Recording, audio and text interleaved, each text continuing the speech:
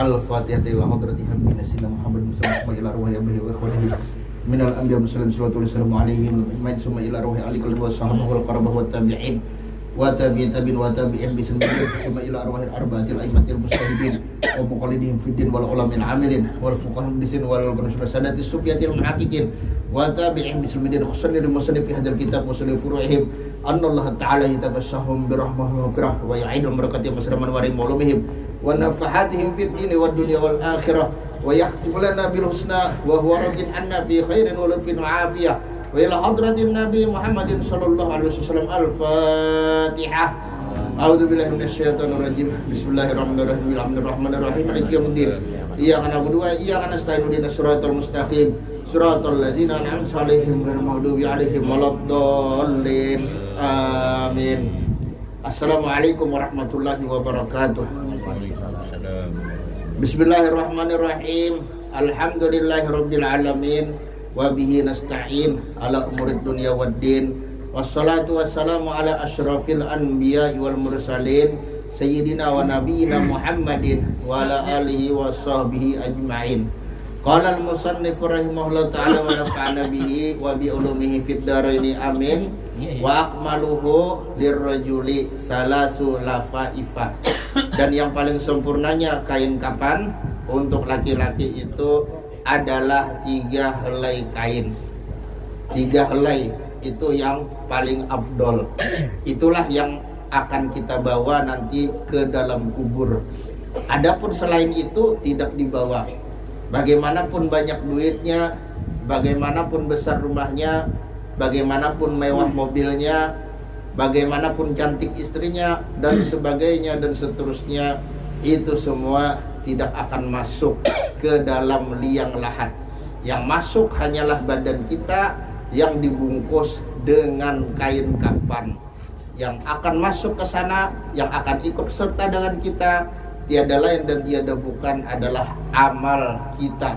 Jadi ketika amal kita itu lebih banyak yang baik, maka Allah Ta'ala akan menyerupakan amal itu dengan teman yang baik pula, yang akan menghibur kita di dalam kubur. Tapi sebaliknya, kalau kita banyak melakukan amal buruk, maka Allah Subhanahu wa Ta'ala akan menyerupakan amal buruk itu di dalam kubur kita seperti seorang teman yang buruk pula, yang mengganggu kita, yang membuat kita sengsara.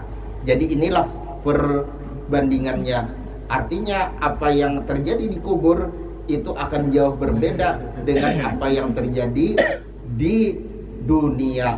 Di dunia bisa kita atur, tapi di kubur tidak ada yang bisa diatur. Kalau memang salah menjawab atau menjawabnya terbata-bata, siapapun dia, sama ada dia raja atau rakyat, sama dia ada orang biasa atau orang besar dan sebagainya, itu akan mendapat hukuman daripada malaikat munkar nakir.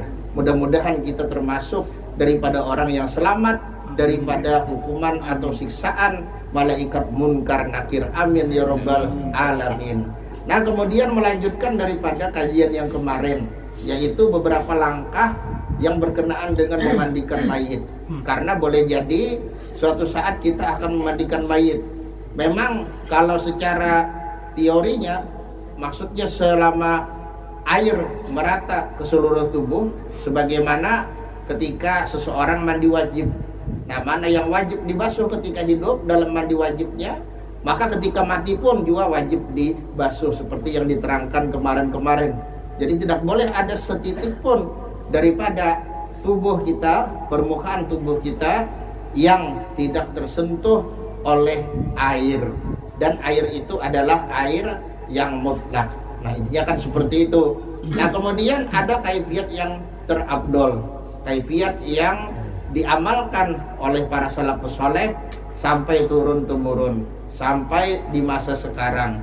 Kaifiat atau tata cara ini kenapa perlu diketahui untuk kesempurnaan daripada kewajiban fardu kifayah itu, dan juga yang paling utama adalah untuk menyenangkan daripada si mayit ketika dia diselenggarakan dengan cara yang sebaik-baiknya, maka dia akan senang.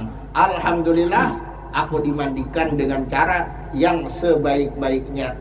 kada bebarang aja tuh ya kalau memang lah. Nah ini karena malam isuk karena pian di Masjid Agung karena hadir ya Allah. Nah ini ada di Batu juga.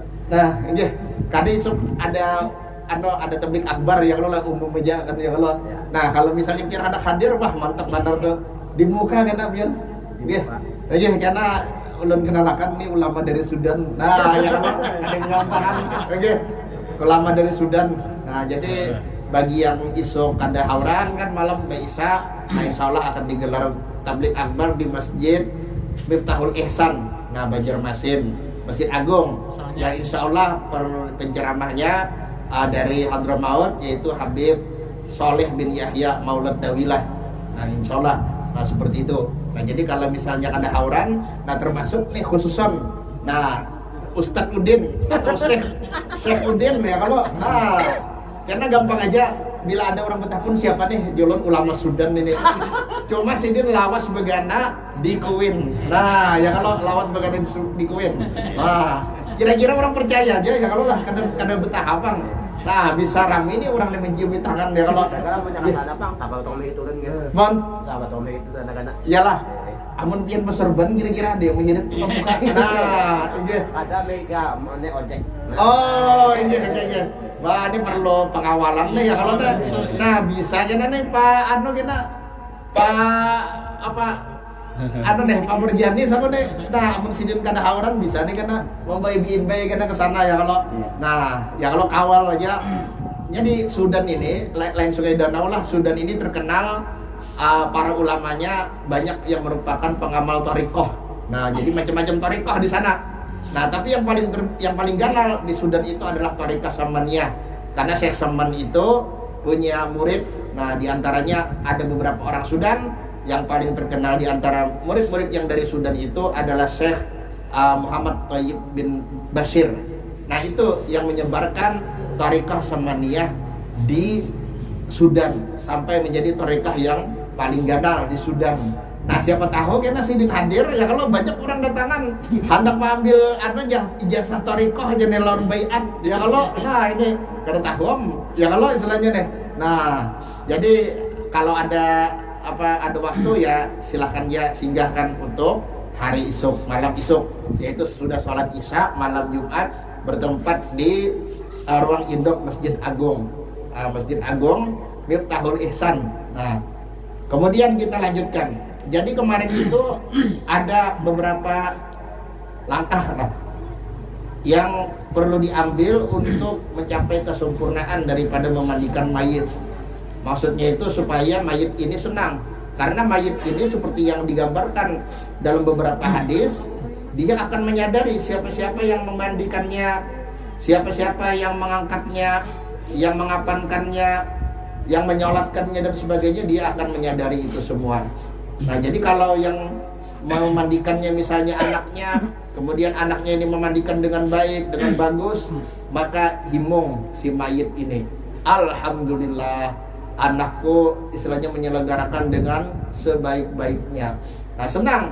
Tapi kalau misalnya si anaknya itu kada tahu menahu yang memandikan orang lain, apalagi misalnya rahatan si mayit ini dimandikan ya kalau oleh orang lain, si anak ini tidak santai-santai aja membaca Yasin kada, membaca zikir kada, apa kada, sambil berokokan, sambil tawaan. Wah, sakit hati itu anunya si mayit ini.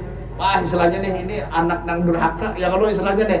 Nah, jadi kalau kita hendak berbakti dengan kedua orang tua itu tidak ada batasan. Sekalipun sudah meninggal dunia, tetap kita bisa berbakti dengan kedua orang tua, yang diantaranya adalah kalau orang tua kita meninggal, kita ikut menyelenggarakannya dengan cara yang baik, dengan cara yang terbaik, maka orang tua kita akan senang.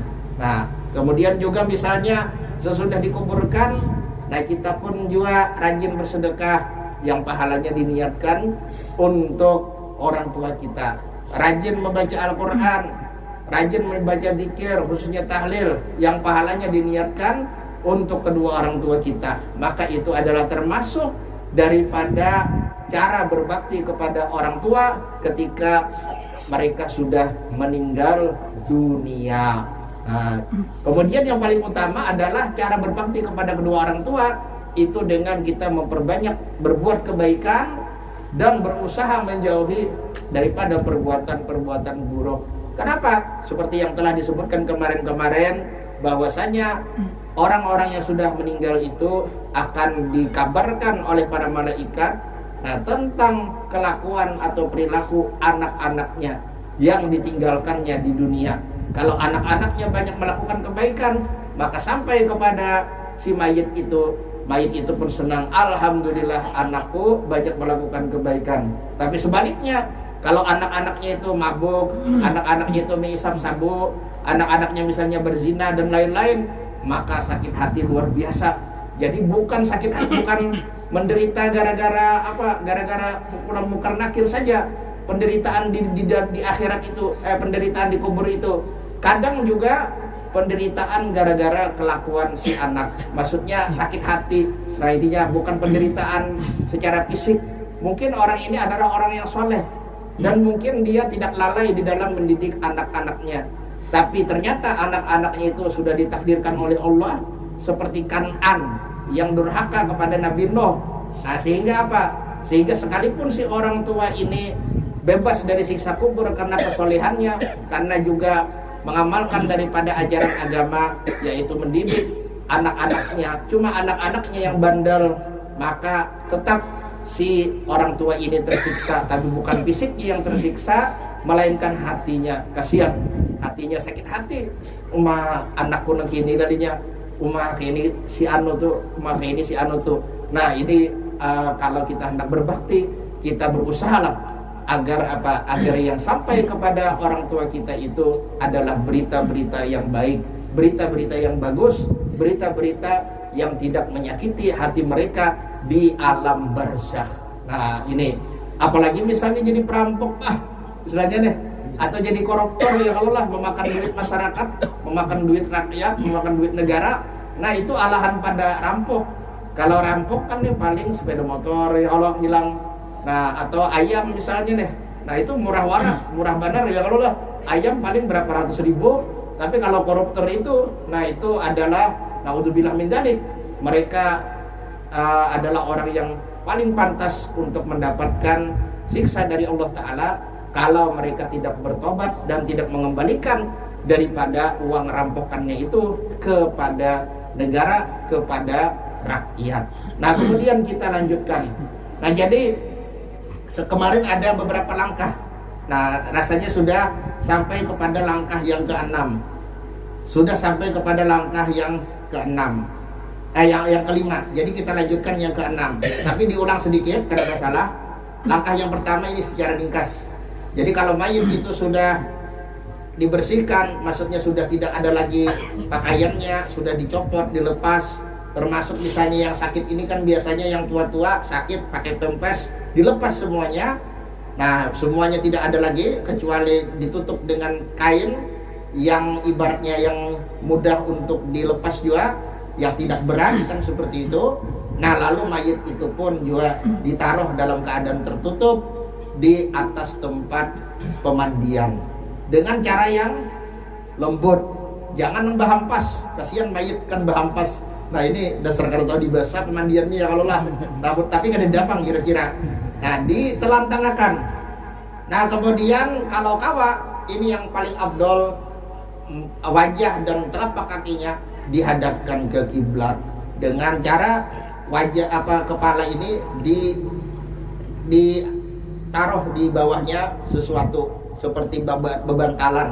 Nah jadi diganjal dengan bantal. Itu langkah yang pertama. Jadi tempatnya itu pakaiannya itu kalau bisa ya pakaian yang semacam gamis atau yang sebagainya. Nah tapi yang tipis, yang sekira-kira meresap air.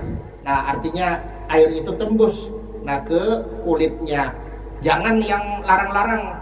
Nah yang larang-larang misalnya tapihnya atau misalnya gamisnya itu yang larang-larang itu kadang ada tambus, kan lambat air tambus. Nah jadi itu yang sunnahnya. Jadi kalau misalnya kadeda gamis, misalnya nih yang semacam gamis, nah bisa dengan kain sehelai. Tapi yang paling utama jangan sampai auratnya terbuka. Jangan sampai misalnya seperti yang kadang terlihat di depan mata kita, Nah ini bagian pantatnya kelihatan. Nah bagian pahanya kelihatan, memandiakan. Nah itu kita yang berdosa yang yang memandikan ini. Karena di antara kewajiban pemandian itu adalah berusaha semaksimal mungkin agar aurat mayit tidak terbuka. Nah auratnya itu antara pusat dan lutut. Nah itu adalah merupakan suatu kewajiban, bukan sunnah. Nah kemudian lalu yang langkah kedua itu pemandian ini. Nah pemandian menyabuni dulu. Nah itu yang abdolnya. Jadi disiram sekaligus disabuni. Nah disiram sekaligus disabuni. Nah itu dari ujung kepala sampai ujung kaki, yang di depan ataupun yang di belakang. Nah jadi si pemandian ini disunahkan atau dianjurkan untuk memakai sarung tangan atau memakai sesuatu seperti kain. Nah, untuk membersihkan daripada kotoran-kotoran yang ada di badannya itu. Nah, misalnya seperti mungkin ada darah misalnya nih waktu sakit itu. Nah, atau mungkin ada bekas muntah, kan misalnya sakit nih kan ada bekas muntah dan lain-lain. Nah, itu dibersihkan semuanya.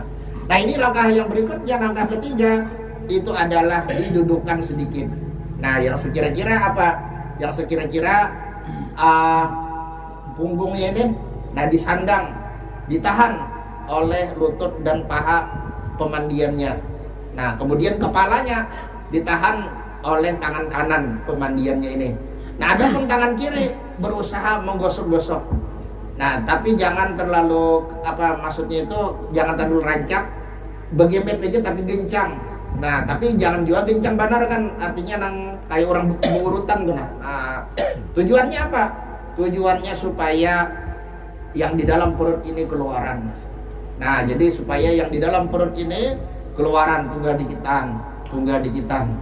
Nah kemudian sambil juga disiram-siram bagian itu.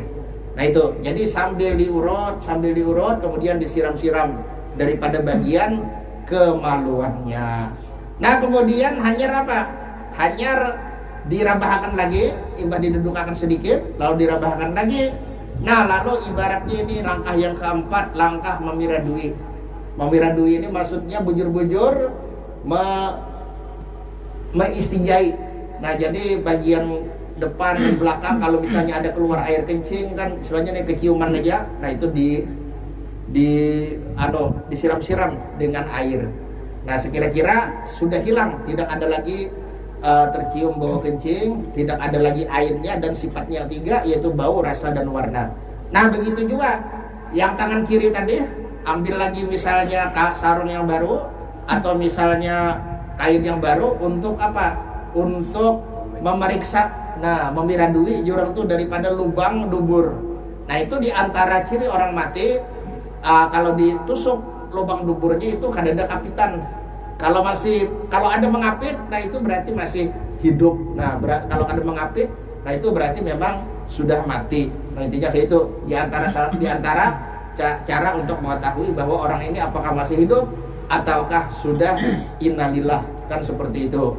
Nah makanya naudzubillah. Nah itu bubuhan kaum LGBT ya Allah lah. Nah itu penyuka yang itu tuh, paham jangan lebihan lah. Karena apa? Karena ujar kabar itu jepitannya membuat lezat atau enak, ujar bubuhannya itu. Nah naudzubillah, mudah-mudahan ya Allah tidak ada daripada anak cucu kita yang terjebak ke dalam ke dalam ini lingkaran setan, lingkaran LGBT, kaum penyuka sesama jenis. Naudzubillah, mudah-mudahan jangan sampai ada. Nah jadi imbas sudah dirabahkan tadi, lalu dikocek-kocek lah kalau bahasa Banjarnya, daripada bagian duburnya. Nah itu sambil dibasuh, dikocek sambil dibasuh. Nah itu kalau misalnya masih ada kan dicium-cium masih ada, berarti kan masih masih belum bersih. Nah dikocek lagi sambil dibasuh-basuh. Nah kalau sudah dikocek ternyata kadeda kelihatan kadeda keciuman baunya, ya ibaratnya tuh kan kadeda warnanya kan gitu, nah hilang sudah. Nah kemudian lagi ibaratnya airnya memang juga kadeda lagi, maka alhamdulillah sudah selamat. Ya kalau istilahnya nih, Nah, lalu akhirnya langkah yang kelima itu adalah kita berusaha untuk membersihi apa-apa yang kotor daripada bagian kuku-kukunya, misalnya kuku kanan, kuku tangan, kuku kaki. Nah, termasuk juga misalnya seperti bagian hidung kalau ada yang kotor, atau bagian telinga, atau bagian mata misalnya nih yang kotor-kotor itu kita bersihi. Nah, mungkin bekarak misalnya atau apa ya Allah lah. Nah, yang ngarannya orang meninggal kan kada kawal lagi apa-apa, apalagi sudah lawas garing. Nah, maka itu harus istilahnya pemandiannya itu proaktif. Untuk apa? Untuk membersihkannya. Kemudian langkah yang keenam. Nah, langkah yang keenam ini rasanya sudah dibahas juga. Nah, itu adalah mewuduakannya seperti wudu orang yang hidup juga. Yaitu dimulai dari kita membasuh kedua telapak tangannya sambil kita mengucapkan bismillah. Nah, kemudian kita siwaki lah istilahnya nih. Kita siwaki dengan kayu arak, cuma ya jangan bincang-bincang. Kan istilahnya nih, kasihan mayit kan, maksudnya yang anu aja tuh, yang ya yang teratur lah, yang sekira-kira ibaratnya tuh perlakuannya yang bagus kan gitu. Nah, kemudian juga di kumur-kumur sedikit, dimasukkan banyu ke hidung sedikit kan seperti itu. Nah, kemudian baru berniat, karena meniati wudunya ini adalah wajib. Jadi berniat artinya apa? Artinya sahajaku mewudukan ini mayit sunnah karena Allah Ta'ala. Jadi sambil membasuh muha kan gitu. Nah, muha, nah ya ibaratnya kayak waktu hidup lah, dilabihi sedikit misalnya dari bagian muha ini. Nah, itu yang sunnahnya. Nah, kemudian tangan sama sampai ke sini sunnahnya, tangan dari ujung jari sampai ke sampai ke lengan atas ini. Nah, perbatasan dengan bahu. Nah, kemudian tangan kiri juga sama. Nah, sampai ke sini juga. Nah, kemudian diselat-selati dengan jari tangan dengan kelingking daripada tangan kiri. Nah, diselat-selati anunya itu apa ngarannya, jari-jarinya itu. Nah, kemudian baru kepala yang sunnahnya sembukuan. Nah, sembukuan disapu. Nah, kemudian telinga sama kayak waktu kita masih hidup. Nah, nangka ini juga kan kita sapu-sapu. Nah, kemudian maksudnya di kedua lubangnya juga dimasuki oleh jari yang basah kan gitu. Nah, kemudian baru telapak tangan ini ditapakkan ke bagian daripada dalam telinga ini, kurang lebih gini. Nah, itu baru yang terakhir adalah kaki. Nah, dari ujung jari sampai kemana yang sunnahnya? Sampai ke lutut. Nah, itu yang sunnahnya, kanan dan kiri, dan juga sambil menyelat-nyelati jari-jari kakinya, yaitu dengan kelingking daripada tangan kiri. Itu yang sunnahnya. Nah, kemudian berdoa seperti doa kita hendak sesudah daripada berwudu. Nah, jadi bisa dengan inna anzalna. Nah, kemudian hanya doanya Allahumma ij'alni wa iyyahu minat tawabin waj'alni wa iyyahu minal mutatahhirin waj'alni wa iyyahu min ibadikas sholihin. Nah, itu doanya. Nah, untuk orang yang telah meninggal dunia. Nah, kemudian yang berikutnya adalah langkah yang ketujuh. Nah, langkah yang ketujuh. Nah, yaitu dimulai dengan istilahnya basuhannya itu. Nah, basuhannya airnya itu dicampur dengan sidir. Nah, sidir itu maksudnya adalah bidara. Nah, banyak aja orang berjual. Nah, banyak orang berjual kayunya itu model kayak dipotong-potong halus-halus kan gitu. Nah, dicampur ke dalam baju itu. Nah, itu adalah termasuk daripada yang sunnahnya. Nah, jadi untuk yang bidara dulu, kayak apa prakteknya? Nah, itu yang pertama dulu kan wajah dan kepala 3 kali. Wajah dan kepala ini 3 kali. Nah, kemudian baru tangan kanan. Nah, 3 kali sampai ke sini. Nah, baru bagian kanan. Nah, bagian kanan. Nah, itu yang depan. Nah, yang depan sampai ke batis. Jadi dari bahu, nah sampai ke batis. Nah, baru tangan kiri. Nah, sampai ke bahu. Kemudian bagian depan daripada yang kiri ini. Nah, dari bahu sampai ke batis. Nah, itu hajar dibalik. Nah, bagian kanan belakang sampai ke batis, kemudian dibalik lagi bagian kiri belakang sampai ke batis. Nah, itu cara membaliknya itu bukan membalik, maksudnya meheringakan itu batisnya. diangkat sedikit. Nah, diandak ke batis yang sebutingnya. Nah, jadi contohnya kayak apa lah. Nah, coba Lal, kisah berapa Lal? Kisah berapa Lal? Nah, berapa Lal? Nah, ya kalau nyaman lah bila ada kanan-kanan. Nah, jadi kalau hendak ini kan sebelah kanan nih. Kalau hendak meheringkan sebelah kanan, nah ini angkat batisnya. Nah, ini tuh hanya. Nah, kayak ini. Nah, itu tuh. Nah, karena bila sudah anak pulang dibulikakan. Nah, yang kiri pulang. Nah, hanya.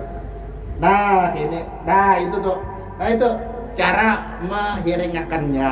Nah, paham ya kalau lah. Nah, itu tuh. Caranya ada pemandiannya pas bener ya kalau dipraktekkan langsung barangnya sih dia karyawannya ya kalau relawannya sih dia pas saja ya kalau lah cuma bang biar pakai apa penutup nang di hidung tuh kalau bina kemasukan kena kadang kau binak ya kalau ngalih. Nah, kalau bina selajur benar aja cuma mudah-mudahan ya bang sidin kan panjang umur ya kalau lah amin ya rabbal alamin. Nah, itu tuh secara ringkasnya tuh. Nah, jadi diulangi sampai 3 kali caranya kayak itu. Kepala, kemudian tangan kanan, kemudian ini sampai ke sini, sampai ke bahu, kemudian dari bahu turun sampai ke batis kan gitu. Nah, kemudian yang kiri itu adalah tangan dulu dari ujung jari sampai ke bahu, kemudian dari bahu turun sampai ke batis. Nah, itu hajar diheringakan kanan belakangnya itu, nah sampai ke batis, dari bahu belakang sampai ke batis, kemudian diheringakan lagi kiri. Nah, dari bahu belakang sampai ke batis. Nah, itu sunnah 3 kali mengulanginya. Nah, kemudian lagi sesudah itu apa? Sesudah itu pakai air mutlak. Nah, ini yang yang penentuannya. Jadi yang awak mayit tadi hibak lawan sidir. Sidir yaitu kayu bidara, hibak itu. Nah, lalu dibersihkan dengan air mutlak. Nah, itu sama caranya. Yang kayak tadi juga. Muha lawan kepala 3 kali disiram kan diratakan ke seluruh daripada permukaan kulit muka dan juga permukaan kulit kepala dan bulu-bulunya dan rambutnya seberataan diratakan. Nah, kemudian baru yang tangan kanan tadi sampai ke sini, kemudian yang bagian depan dari sini ke batis, kemudian tangan kiri ujung jari sampai ke bahu, kemudian dari bahu turun lagi ke batis. Nah, kemudian hanya diheringakan kayak tadi juga kanan, diheringakan kiri 3 kali. Dan yang ketiga kali itu disunahkan kita berniat. Nah, yang ketiga kali dengan air mutlak tadi disunahkan kita berniat memandikan mayit. Jadi nawaitul ghusla an hadal mayiti misalnya, atau an hadihil mayitati kalau binian fardol lillahi ta'ala, tapi niatnya hanya sunnah. Nah, ini jadi kalau ada beniatan pun tetap sah, cuma yang abdolnya dengan niat. Nah, intinya gitu. Nah, kemudian kita lanjutkan ke langkah yang ke-9. Nah, itu adalah dengan menggunakan air. Yang air itu bercampur dengan sedikit kapur. Jangan kebanyakan, karena banyak juga yang kapurnya kebanyakan. Kasihan mayit kan kalau hidup itu kepadihan ya kalau lah. Nah, kapur barus, tapi jangan kebanyakan. Nah, ibaratnya tuh yang sekira-kira memberikan kesegaran untuk kulit mayit saja. Jangan berlebihan. Kalau berlebihan kasihan pula mayit kan seperti itu. Nah, jadi itu. Jadi sama kayak tadi juga caranya. Nah, itu langkah yang ke-9. Nah, kemudian ibaratnya itu kan kalau sudah selesai daripada langkah yang ke-9 ini, lalu akhirnya langkah yang ke-10 adalah berdoa lagi. Ini sudah selesai pemandiannya, tinggal kita berdoa. Misalnya dengan inna anzalna itu diawali dengan surah Al-Qadar, lalu kemudian kita ulangi lagi Allahumma ij'alni wa iyyahu min asyhadu an la ilaha illallah syarika lahu wa asyhadu anna muhammadan abduhu wa rasuluh. Allahumma ij'alni wa iyyahu minat tawabin waj'alni wa iyyahu minal mutatahhirin waj'alni wa iyyahu min ibadikas sholihin. Nah, lalu akhirnya dikapani. Nah, itu langkah yang ke-11. Nah, tapi sebelum dikapani itu sunnah. Nah, ini beda dengan wudu. Kalau wudu itu makruh kita melapnya, makruh. Nah, kalau wudu itu makruh kita lap. Nah, kecuali misalnya dingin misalnya. Nah, tapi kalau untuk mandi mayit ini sesudah kita selesai daripada memandikannya, segera kita kita lap. Supaya apa? Supaya kain kafannya jangan basah. Nah, itu memang ada wajib juga kan gitu. Nah, cuma yang abdolnya kayak itu. Jadi ketika sudah kita bagaimana sambil menjaga pandangan kita jangan sampai terlihat auratnya.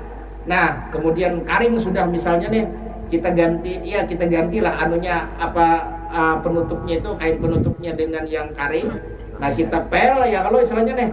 Nah, itu hajar kita andak ke kain kapan. Nah, intinya kayak itu.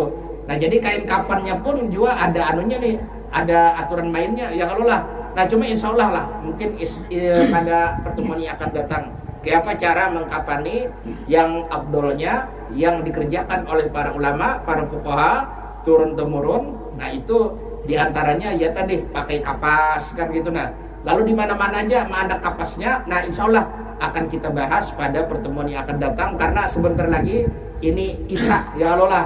Nah, jadi mbak sudah hendak dikapani itu kan sudah dibungkus. Nah, itu kita juga menyalakan prepenan lagi. Nah, seperti yang waktu kita memirah duit kan menggosok-gosok parutnya itu dengan menyalakan prepenan, baik itu misalnya garu atau misalnya dupa ya Allah lah, atau yang lain-lain yang harum. Nah, yang wangi insya Allah pada pertemuan yang akan datang kita akan membahas sedikit tentang tata cara daripada pengapanan mayit. Adakah kira-kira yang Anda bertakon? Silahkan. Kalau yang ada, silahkan aja.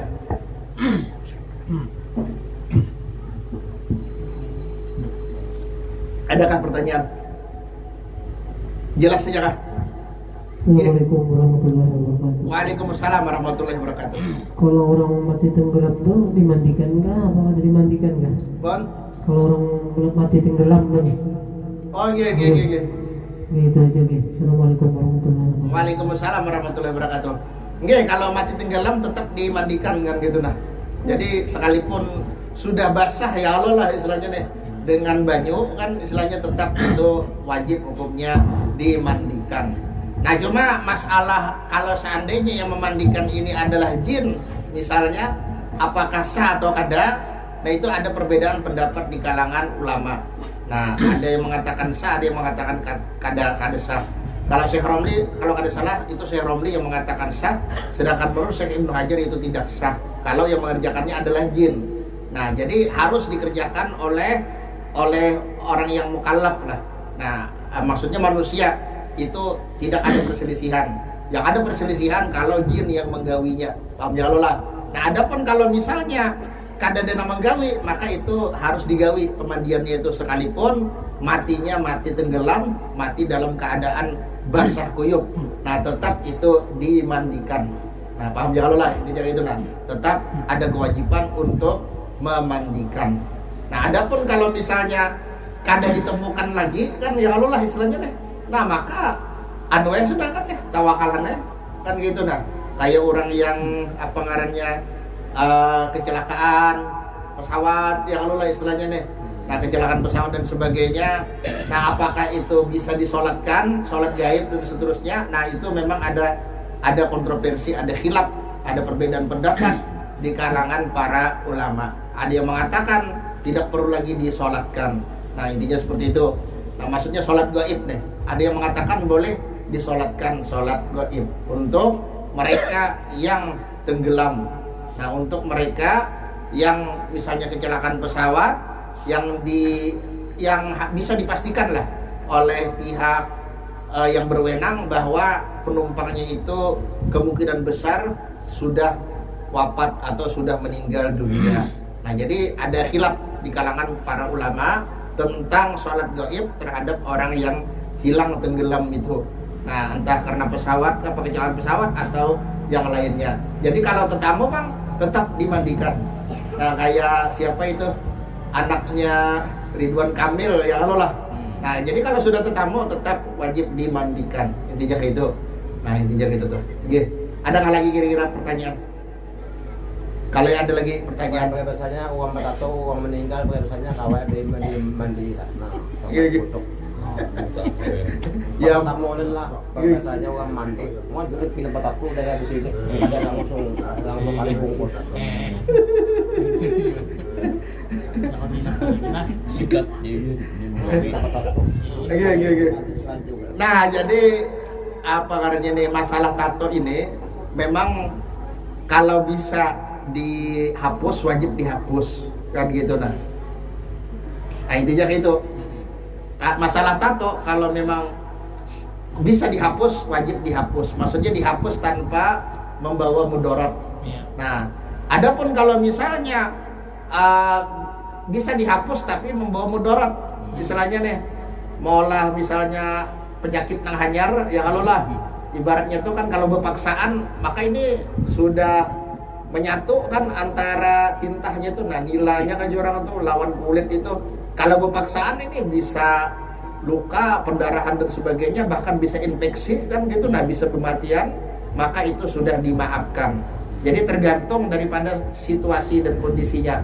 Kalau memang orang ini kawa menghilangkannya dengan tanpa mudarat, maka wajib ia menghilangkannya dengan tanpa mudarat. Nah, tapi kalau misalnya ada kawa, kecuali dengan adanya mudarat, dengan adanya bahaya kan gitu, nah maka itu sudah dimaafkan dan dia banyak-banyak bertobat. Nah, intinya seperti itu.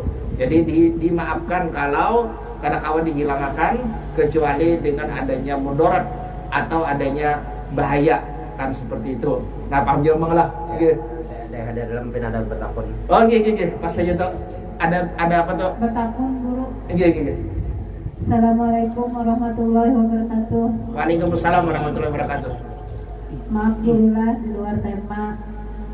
Apa hukumnya bilanya kita memutihkan gigi lawan menyulam alis? Di bawah sembahyang kayak apa guru?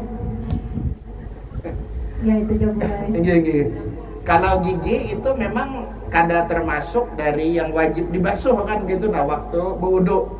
Nah jadi kada masalah bang kan gitu. Nah kalau gigi artinya kalau untuk berwudu, untuk mandi wajib kan itu kada masalah kan istilahnya nih. Nah paling kena masalah merubahnya itu, merubah warna gigi apakah boleh apa kada daripada yang kita dilahirkan dengan itu warna kan. Artinya apakah itu termasuk daripada perbuatan merubah ciptaan Allah ataukah tidak. Nah di situ pun para ulama berbeda-beda pendapat tentang masalah merubah ciptaan Allah Ta'ala ini. Nah tapi untuk para istri yang bersuami, perempuan yang bersuami, maka itu di dalam mazhab Syafi'i dibolehkan misalnya yang rambutnya hirang lalu misalnya ini diwarnai misal, nah itu dibolehkan. Nah dengan ide kalau suaminya itu senang-senang aja, kada keberatan. Nah karena apa? Karena itu untuk menyenangkan daripada hati suaminya. Jadi misalnya yang gigi pindah kuning lalu misalnya ada pasta gigi dan sebagainya supaya putih ya kalau lah. Nah ya kalau istilahnya itu dibolehkan bagi para wanita yang bersuami. Artinya bukan yang masih perawan atau yang janda, bukan. Nah ini yang sudah bersuami dibolehkan merubah daripada ciptaan Allah pada dirinya itu. Nah kalau perubahannya itu maksudnya tidak merusak, tidak memudaratkan, dan juga tidak menghalangi daripada keabsahan wudu dan mandi. Intinya kan seperti itu. Nah jadi misalnya kayak rambut yang hirang supaya laki ini kan senang, supaya mirip-mirip orang bule juga ya kalau lah kan gitu. Nah itu bisa. Atau misalnya yang ngarannya bibinian yang sudah pina umur 45-an sekalinya ada uban ya kalau lah supaya kelihatan kayak umur 35, lalu misalnya ubannya itu di ngarannya nih ya istilahnya diwarnai dengan warna hirang supaya kelihatan kayak anom kembali. Nah asalkan dengan asarnya aja, bukan dengan airnya. Artinya air itu artinya zatnya itu yang sekira-kira menghalangi daripada tambusnya air ketika mandi wajib atau ketika berwudu kan seperti itu. Jadi asarnya aja seperti pacar atau hina. Nah itu asarnya aja. Jadi ibaratnya itu pacar atau hina itu di andap di kepala kan dibasahi, ada cara-caranya gitu. Nah kemudian beberapa menit, nah itu kan lalu dihilangkan airnya atau bendanya itu, zatnya dihilangkan, jadi yang tersisa di kepala ini hanya warnanya. Sama yang di kuku ya juga ditapali ya kalau lah, tapi zatnya bendanya airnya dicabut lagi, yang tersisa adalah warnanya. Jadi untuk perempuan boleh misalnya memerahkan kukunya kalau dia bersuami, atau memerahkan rambutnya, atau giginya kuning misalnya diputihkan, memang lahirnya kuning supaya laki ini kan senang ya kalau lah, kayak bubuhan artis juga kan gitu. Nah lalu akhirnya diputihi kan gitu. Nah adapun yang tambal alis dan sebagainya tadi kan istilahnya nih, nah itu kalau memang menghalangi wudhu maka tidak boleh dilakukan, menghalangi daripada masuknya air wudhu atau masuknya air mandi wajib. Nah intinya seperti itu. Jadi kalau memang itu menghalangi, sekalipun misalnya si suami itu ridho, ya kalau lah senang, nah si istri ini misalnya alisnya disulam kah supaya pina lantik kah supaya apa itu, pina tabal kah, ya Allah lah. Nah tapi kalau itu menghalangi daripada masuknya air wudhu atau air mandi wajib, itu jelas juga wajib dihilangkan. Nah karena yang ngarannya mandi wajib ataupun wudhu, nah untuk sholat itu hukumnya adalah wajib. Nah intinya kayak itu. Jadi secara garis besar untuk wanita yang bersuami, nah itu dibolehkan merubah daripada apa yang ada pada dirinya, seperti misalnya kuku dijadikan merah dengan pacar misalnya kan, atau rambut misalnya kan yang girang diolah jadi habang supaya kayak bule ya kalau, atau kuning. Nah atau misalnya yang sudah beruban supaya kelihatan anom nih nang apa ini kadang apa juga kan ya. Ini yang masih misalnya di bawah 50 ya kalau, di bawah yang 45 ya kalau istilahnya nih akan gitu. Nah lalu misalnya pakai warna yang girang, asalkan tidak menghalangi daripada tembusnya air kan, seperti itu, hanya asarnya bukan airnya. Nah intinya kayak itu tuh. Nah tapi yang kalau memang menghalangi itu kadang-kala, jadi harus dibuang itu segala sesuatu yang menghalangi daripada air wudhu ataupun daripada air mandi wajib. Nah intinya kayak itu tuh.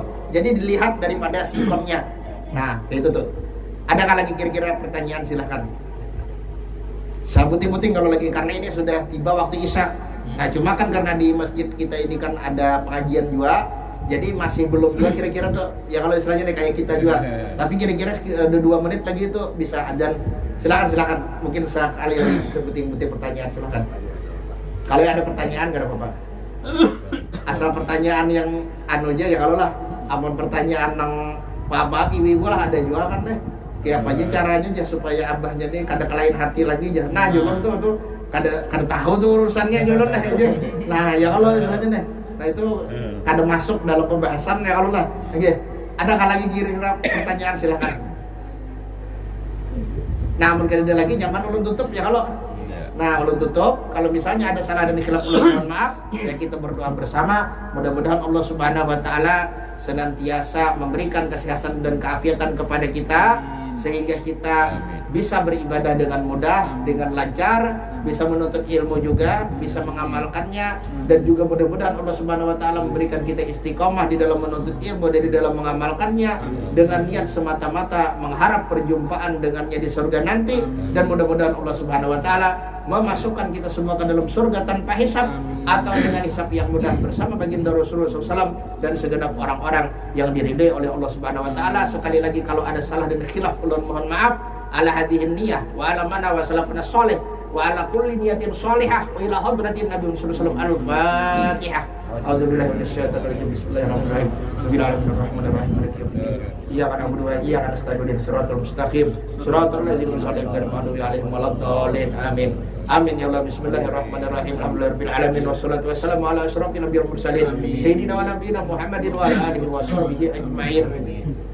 Allahumma bihaqqil Fatihah bisirril Fatihah bi hurmatil Fatihah ya farijal ham ya kasifal gham ya man li abdi yaghfir wa yarham ya dafi'al bala ya Allah ya dafi'al bala ya rahman ya dafi'al bala ya rahim. Allahumma adfa'na al bala wal ghala wal waba wal fahsya wal munkar wal fitan waz zalazil wal amrad was suyula was suyuf al mukhtalifah wasyadaid wal mihan ma dhahara minha batan an baladina hadza khassa warsil budani muslimina amma innaka ala kulli shay'in qadir wa bil ijabati jadir. Rabbana taqabbal minna innaka antas samiul alim wa tub alaina innaka antat tawwabur rahim. Rabbana atina fid dunya hasanah wa fil akhirati hasanah wa qina adzabannar. Sallallahu alaihi wasallam Muhammadin nabiyil rasul subhanahu rabbika rabbil izzati amma yasifun wa salamun alal mursalin walhamdulillahi rabbil alamin. Hah? Dapat yang malam jam akhirnya? Bentar mana masjid? Pun Bentar mana masjid? Ramayan. Ramayan. Allahu akbar, Allahu akbar.